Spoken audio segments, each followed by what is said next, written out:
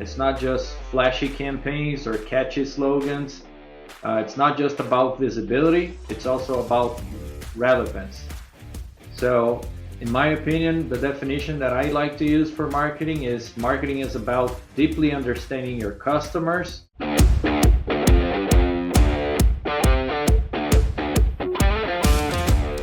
Welcome to the 1% Edge podcast, where we dive into the journeys of extraordinary guests committed to getting 1% better every day. Today's topic: debunking marketing myths that are holding your business back. And to help us out with that, I'm really honored to have Rodolfo Haenni. I hope I said that right. A sales and marketing strategist and currently the VP of sales at Techniplex. Haenni, how'd I do? Did great. Yes. Thank you, Carlos. Hello to you and hello to all your followers and listeners. Thank you for having me. I'm honored to be here. It's a real pleasure to have this conversation with you. Rodolfo, I'm happy you're here too. All right, buddy. Where do we start? How about we start with, what do you mean by marketing? Because our listeners can all have maybe different perceptions of what marketing really is. Sure. Great question, and thanks for asking because that is a great segue into myth number one. So, a lot of people see marketing as advertisement or communications or that department responsible for the website and social media. And in my opinion, marketing is not just that. Marketing is not, it's not just the loudspeaker. It's not just flashy campaigns or catchy slogans. It's not just about visibility. It's also about relevance. So, in my opinion, the definition that I like to use for marketing is about deeply understanding your customers' customers in some cases, especially when we're talking about B2B, which is where I have most of my background, understanding their problems, their needs, what they value, and how we can help them solve those problems. And by doing that, that helps us to drive our businesses into the right direction and discovering what customers truly need and how we can help them achieve those goals. I'm happy you said, what our customers really need, because I've seen marketing at at one place I was at in my career. Me and marketing did not see eye to eye. That's the nicest way that I can put it. In Okay. fact, my joke used to be, I can show your product marketing 3 products, and I bet you they can't even guess which one is ours. Because I just felt they were so out of touch with our customers and our product and what we did sometimes. So I'm happy that you talked about it being, it's their responsibility to not only do the website and the branding, but really understand the market, our products, and how do we go to market with those products that really matters. So I Yeah. think that's a great point. All Yeah. right, what other myths would you like to go to next? Yeah. So I think myth number two is that marketing is separate from the business strategy. So a lot of companies say, oh, we have a strategy for the business, and then we have a marketing department sitting there somewhere, right, floating around. And I think marketing is strategy.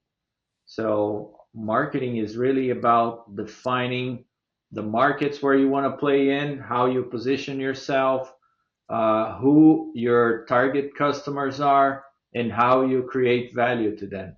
So without marketing having a seat at the table to discuss the business strategy and the business risks and having a market oriented approach, that's how I like to call it, and putting customers first, that's where problems start in the organizations. So it's interesting what you were saying about having not seeing eye to eye with the marketing department because that's very common in many organizations. Uh, because marketing isn't about selling more of what you make, but it's about making products that you can sell more. Does that make sense? It does. It does.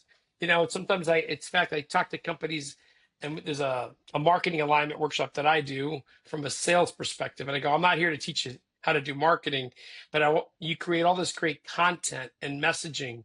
Wouldn't you like it to be used by sales? Yes. So I'm trying to give them some structure so it is more usable by a sales team, and they can kind of see that side of the table. yeah, and the interesting part is that a market-oriented company doesn't start with the products. They start with the customer needs and the insights, and then they align their products to those needs so they can communicate how their products help the customers to solve those problems and achieve those needs that they have. And by doing that, we create value, and that is the driver for sustainable growth. All right, so this might come out in one of your myths, but I have this question because this is the thing that I always tell sales teams to ask of marketing. You know, sometimes marketing, especially product marketing, loves to share, here's our new release, here's 1,000 things it does. Yeah, And then the sales guy's got to interpret it into what the customer wants. yeah, And I say, no. Here's what all you really need for marketing. Great, we have a new release. Who in the world buys it? Like, who am I supposed to be selling this to? Which you talked about, like that ideal customer profile. In what situations? And what are the 3 or 4 differentiated problems that we solve? How is our product better? yes. And then the last one is, I pray to God I am not the first person selling this thing. For other people that have bought it, what has been the impact, the value that they've gotten?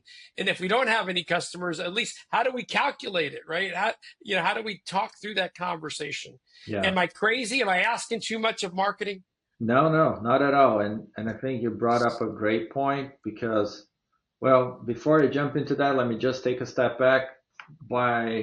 I'm not trying by any means to cover all the marketing myths in this short period of time we have, but I'm bringing up what I believe are the top three. So we're going to get into the third Here, one here in a second.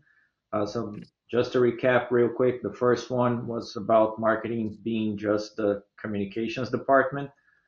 Then the second one is about having uh, marketing as separate from the business strategy. And the third one is about sales and marketing being separate teams with separate goals. So that just leads to friction, inefficiencies, and missing opportunities. So sales and marketing are two sides of the same growth coin, right? So they should be measured very similarly. So if we use a a metaphor to find a comparison here and build a picture in people's mind, if we compare a business to a vehicle, a car, a plane, you name it, sales is the engine. It's what drives revenue. It's what moves the business forward, right? Without selling, you're not going anywhere.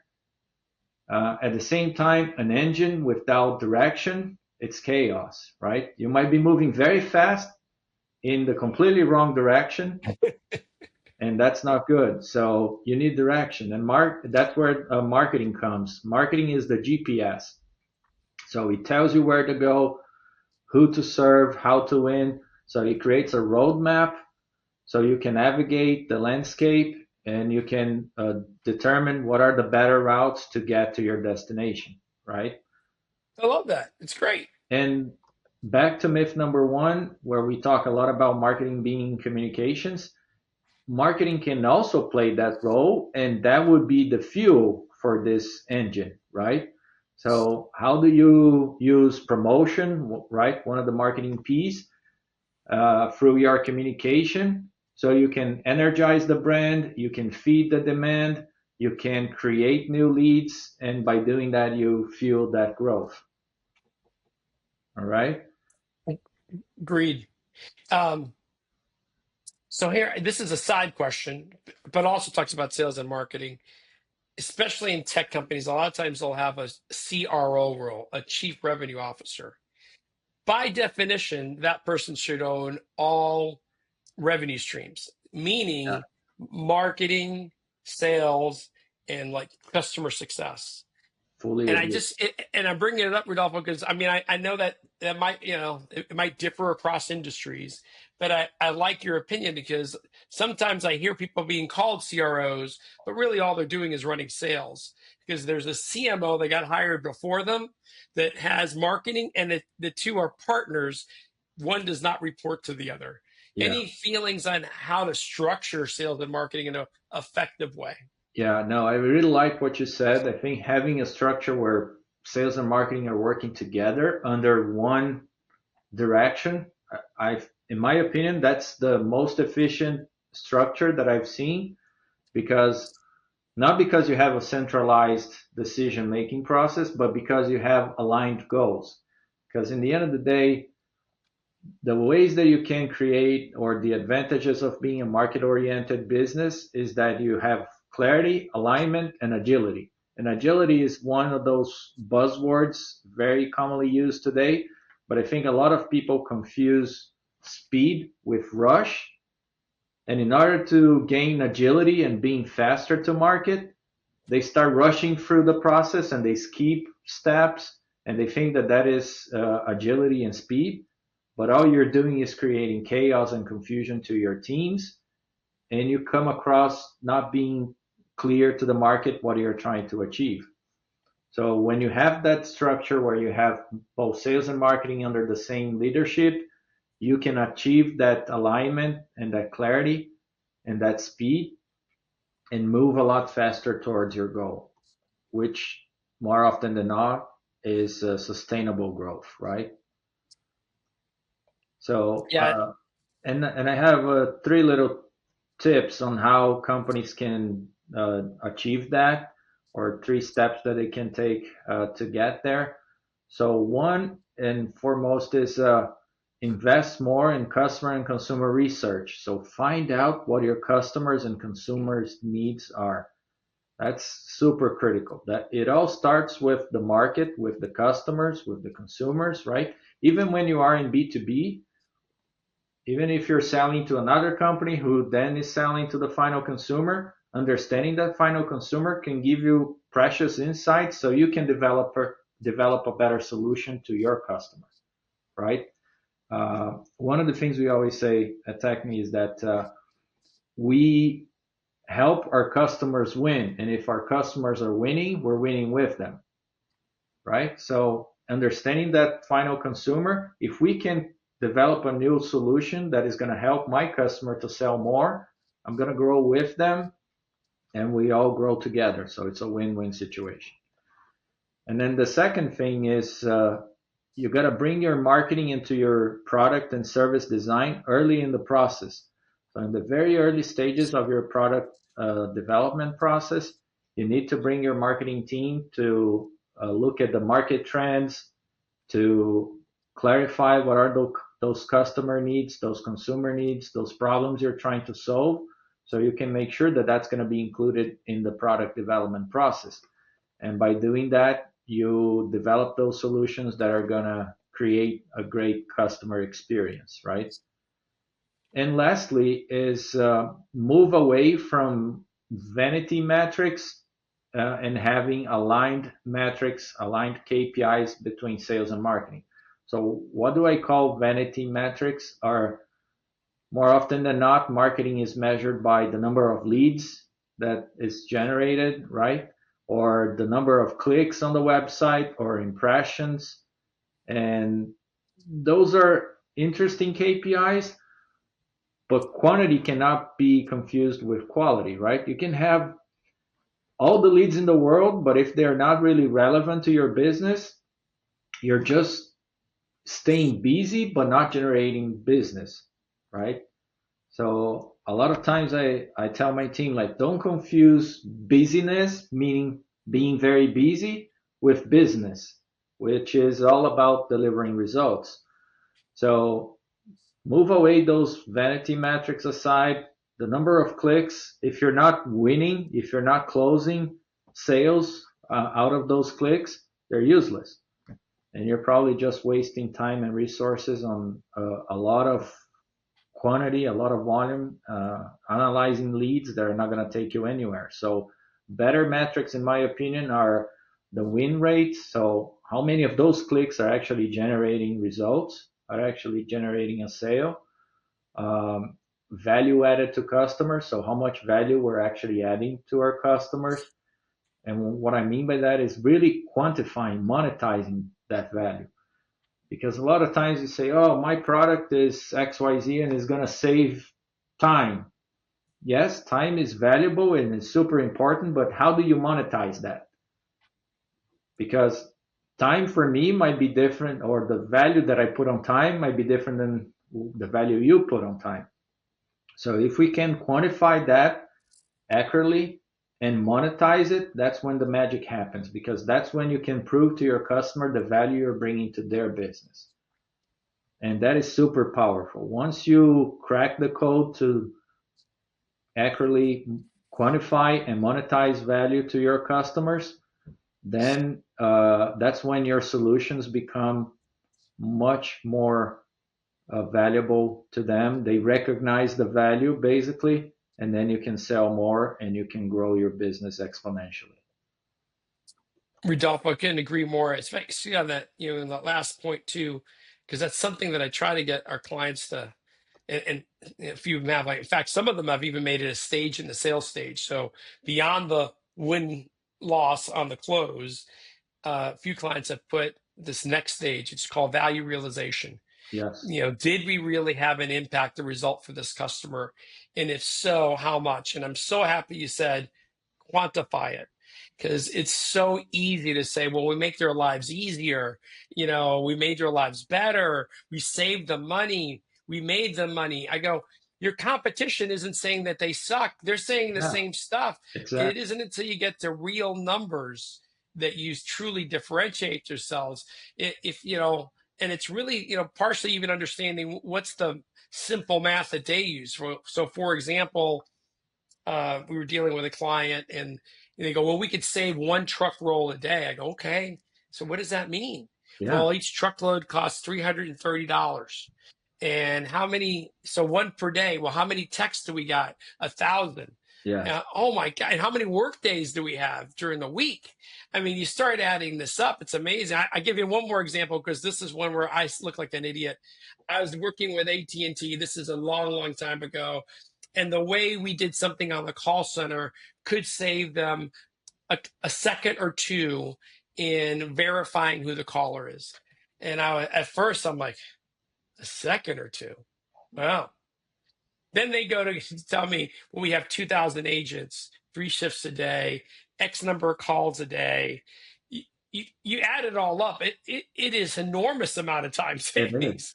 Yeah, Not to mention that the customer doesn't feel as annoyed going through these extra minutes or seconds of work to get validated, right? yeah. So there was the time savings that had a material impact, but then even a level of service improvement back to the customer. Sorry, I kind of digressed, but Absolutely. as you could tell, I'm That's excited about measuring it. that's perfect. And we had cases where we came to the customer and said, "Oh, that's going to save you in inventory."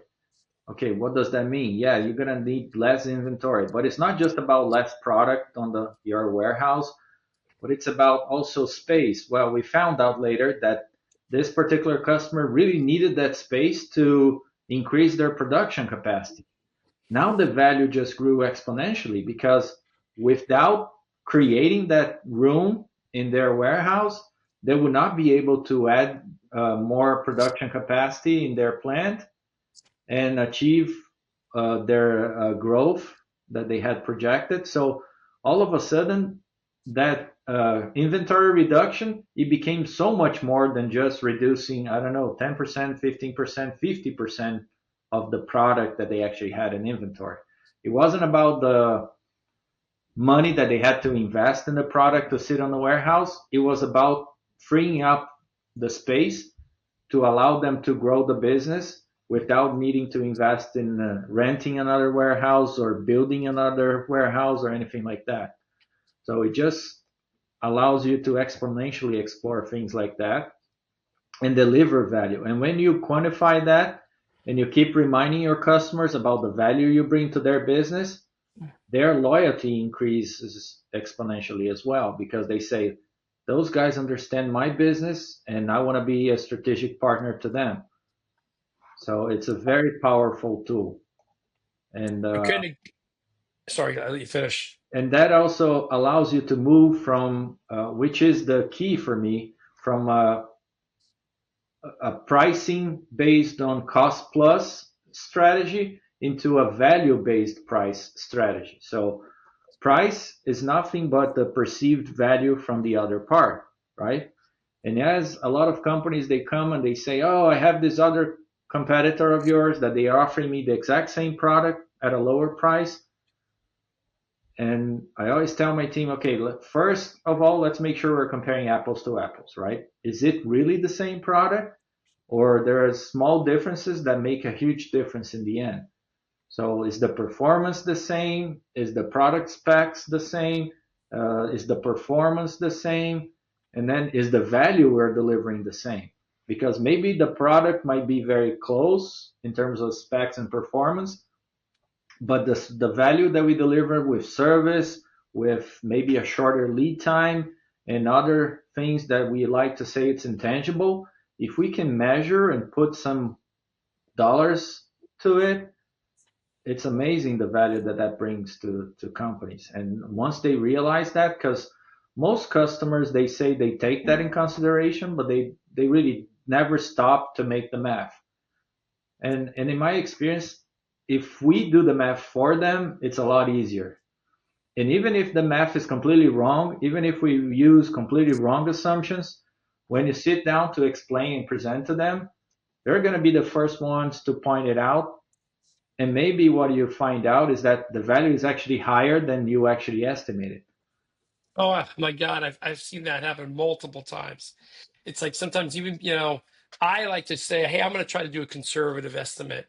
What if we just said one more deal per rep per year, and I'm going to estimate your average deal size 100,000. They go, oh no, Carlos, it's really more like 225. Oh, and I think you have, is it 10 quota carrying reps? Oh no, we have 15. Yeah. Okay, There you go. 15 times 225, just for the, it's just by getting one more win per rep for the year would have this level of impact. So but I think it comes down to a couple. You got to understand the simple math, right? And I think you said it right. Our our buyers aren't necessarily professional buyers. Like their job isn't just to buy. It's usually to run a function within a business, Yeah. and they're asked for their opinion. So you need to kind of work with them. And it's not like it's just one person, right? But let's say work with this team to truly understand them. And you bring in the expertise of what you're seeing in the market and also what you know about your product, because you should know your product better than anybody else, to Absolutely. help them find those small differences. And I think some of it is lost, Rodolfo, because some people are more feature function oriented and they get into the trap of, we're just as good, Yeah. or we're better than the other guy. How much better? Is it really worth the difference? Yeah. Yeah. I mean, I could buy a new car today that's probably better than what I have in my driveway. Is it worth the extra money, the hassle, and the effort that it takes to make the change? No. Yeah. Okay, so Absolutely. I'm going to stick with what I got. So it's really it's multifaceted to think through it, and it leads me to one other question that I had for you as far as structure. Because if we think about marketing, which is our main topic today, really understanding our buyers, the market, that side of the equation, they basically say, hey, as we look at the market, here's who buys, why they buy us, and the impact we could have. Sales then engages with the individual companies, and they can get into here's specifically what the business case is for you, Mr. Customer, and help them define it. Yeah. The third leg to the thing is whether you call it implementation, customer success, or services, the ones that are working with our customers to use our products, it's not enough to go live.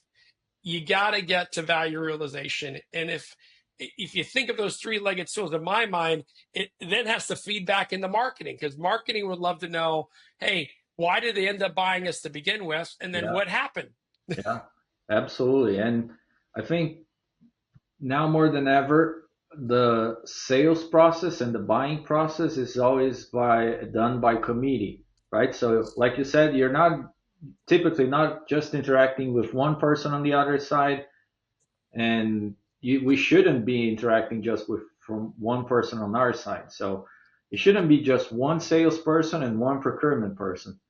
We should always be striving to get uh, expand our relationship inside the customer by creating multiple touch points.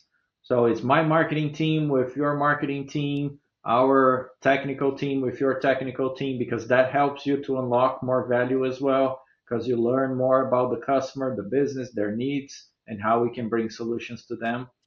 So those connections help a lot. And like you said, some companies are more sophisticated than others, right, in terms of their procurement systems. Hmm.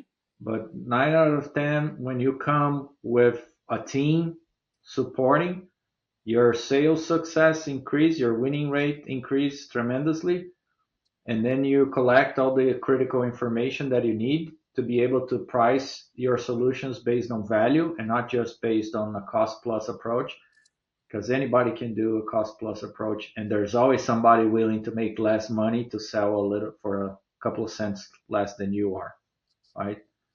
Yeah, it's I also try to remind companies that Art, you, the sales rep, you, the team, is one of our critical differentiators.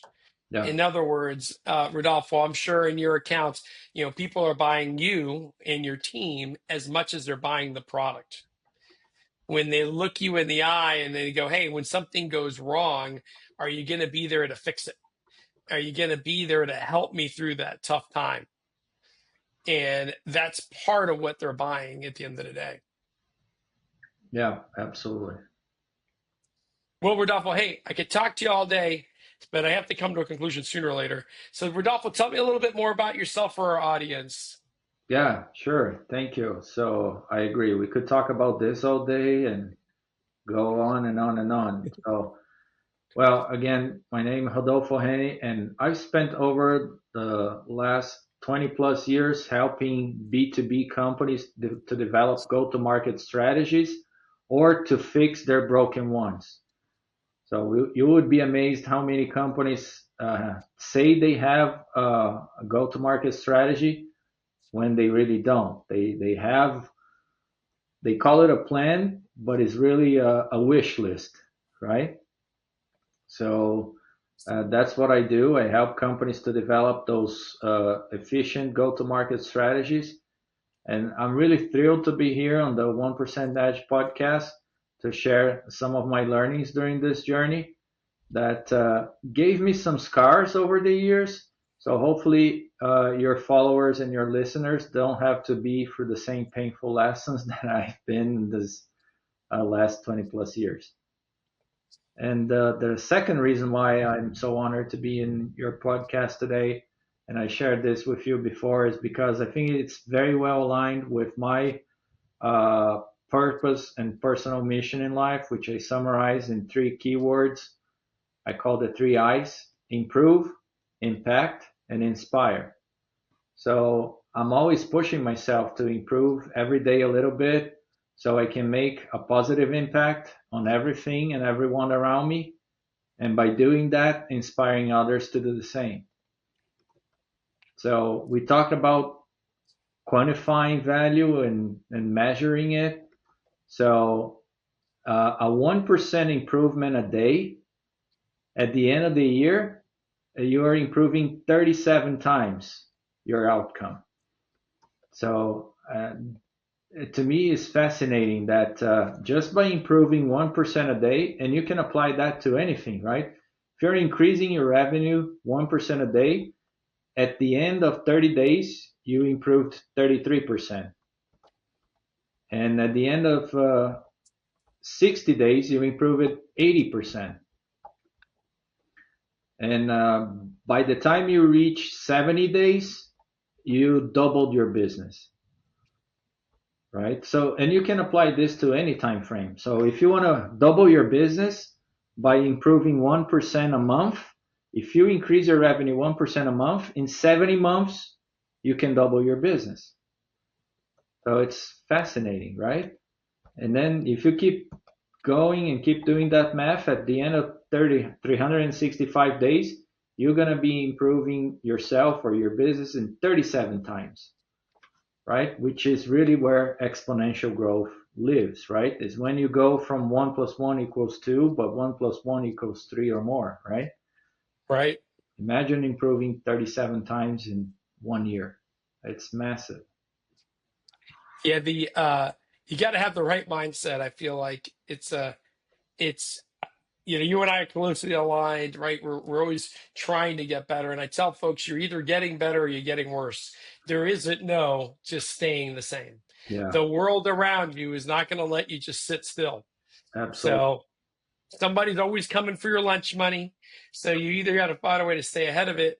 And if you look at sports or any other, top performing art, those top players all have that mindset of getting better and Yeah, staying on, just to stay on top. And I think we should drive that to business and yeah, sales and marketing, and sometimes my own personal life. absolutely. I'd probably drive my better half crazy, but I'm always thinking like, how can we get better? Yeah.